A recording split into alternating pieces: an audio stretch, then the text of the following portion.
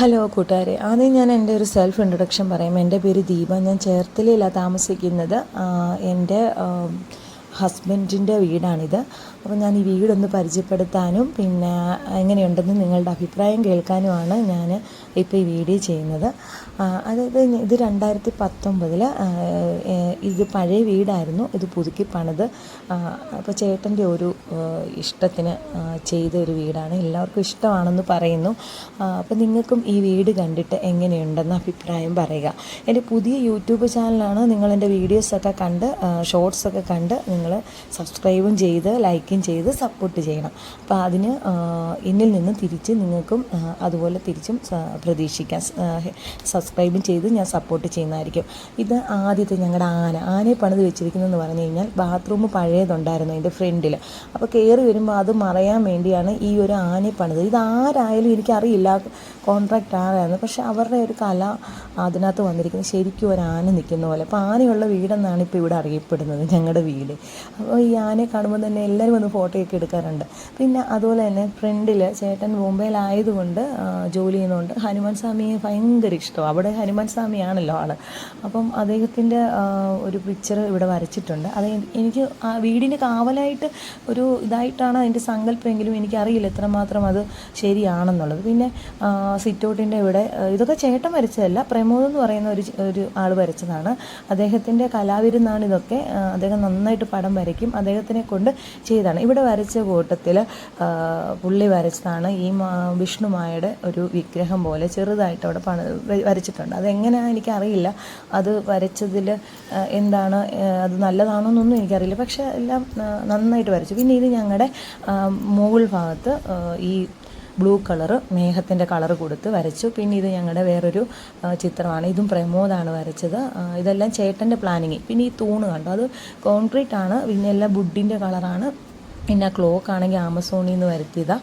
പിന്നെ നടുമുറ്റം, പിന്നെ ഞങ്ങളുടെ ഇപ്പുറത്തെ സൈഡിലുള്ള കൃഷ്ണൻ്റെ ഈ പടം. പിന്നെ ഇത് നടുമുറ്റത്തിൻ്റെ ഫ്രണ്ടിലായി ഇങ്ങനെ അവിടെ ഒരു ലൈറ്റൊക്കെ ഉണ്ട്.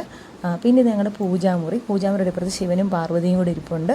അവിടെ പിന്നെ ഈ പൂജാമുറിയുടെ അവിടെ മുകളിലായിട്ട് ആലിൻ്റെ ഒരു പടം വരച്ചിട്ടുണ്ട്.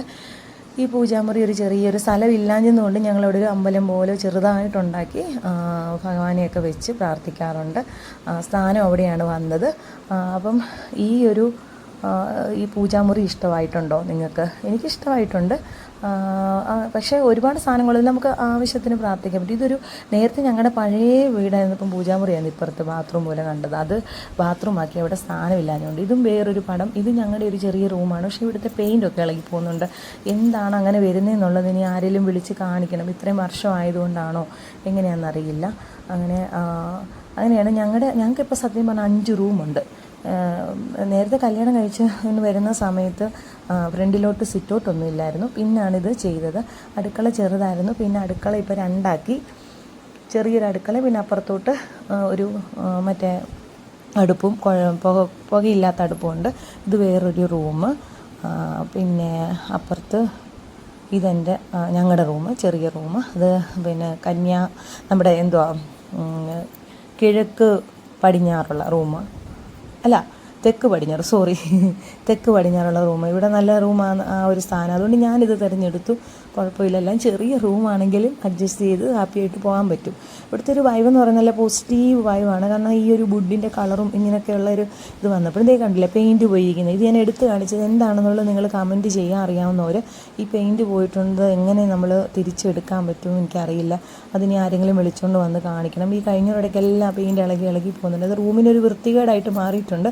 എന്തായാലും പെയിൻറ്റ് ചെയ്യാനുള്ള സമയമായി, ഇത്രയും വർഷമായില്ല. പിന്നെ എല്ലായിടത്തും ഗ്രില്ല് വെച്ചിട്ടുണ്ട്. ഗ്രില്ലെന്ന് പറയുമ്പോൾ ഞങ്ങൾക്കൊരു സേഫ്റ്റി ആയിട്ട് വെച്ചതാണ്. ഇത് ബോംബെയിലെ ഫ്ലാറ്റിലൊക്കെ വെച്ചേക്കുന്ന കണ്ടിട്ട് ചെയ്തതാണ്. ഇത് നല്ലൊരു മെത്തേഡാണ്. എല്ലാവർക്കും ഗ്രില്ല് വെച്ച് കൊടുക്കുകയാണെങ്കിൽ നമുക്ക് ആരെയും പേടിക്കേണ്ട, ഒരു കള്ളന്മാരെയും പേടിക്കേണ്ട. ഏതായാലും ഇത് അറുത്തിട്ട് ആരും അകത്ത് കയറത്തില്ല. അതൊക്കെ അറുത്താലും നമുക്ക് സൗണ്ട് കേൾക്കാൻ പറ്റും. വുഡിൻ്റെ ആകുമ്പോൾ പെട്ടെന്ന് അവർക്ക് ചെയ്യാൻ പറ്റും. അപ്പോൾ ഇതൊക്കെ ഒരു സേഫ്റ്റി ആയിട്ട് എല്ലാ വാതിക്കലും ഗ്രില്ലുണ്ട്. ഇതാണ് ഫ്രണ്ടിൽ നിന്ന് കയറി വരുന്ന ഗ്രില്ല്. അത് ഞങ്ങൾ ഡിസൈൻ ചെയ്ത് ഗ്രില്ലുണ്ടാക്കിയതാണ്. അപ്പോൾ നമുക്ക് വെളിച്ചവും കിട്ടും, വാതിലടഞ്ഞും കിടക്കും. പിള്ളേർക്ക് സേഫ്റ്റിയാണ്.